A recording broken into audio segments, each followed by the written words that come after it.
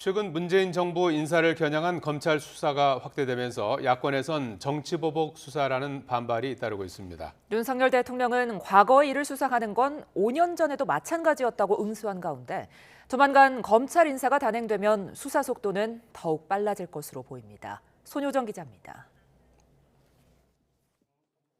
여성가족부의 민주당 대선 공약 개발 의혹을 수사하는 검찰은 최근 민주당 정책연구실 핵심 당직자를 참고인 신분으로 불러 조사했습니다.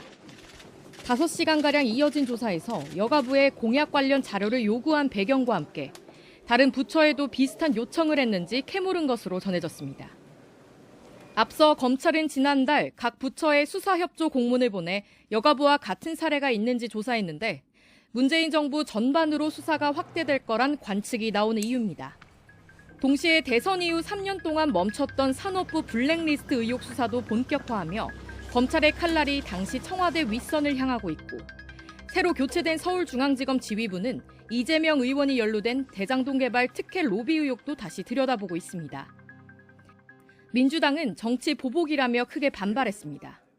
무리한 수사와 치졸한 탄압이 윤석열식 정치 보복의 실체입니다.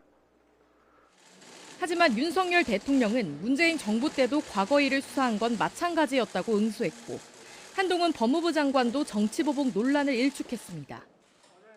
과거 일을 수사하지 미래 일을 수사할 수는 없잖아요. 민주당 정부 때는 안 했습니까? 중대한 범죄를 수사하는 것을 정치보복이라고 부르는 것에 대해서 상식적인 많은 국민들께서 전혀 동의하지 않으실 거라고 생각합니다.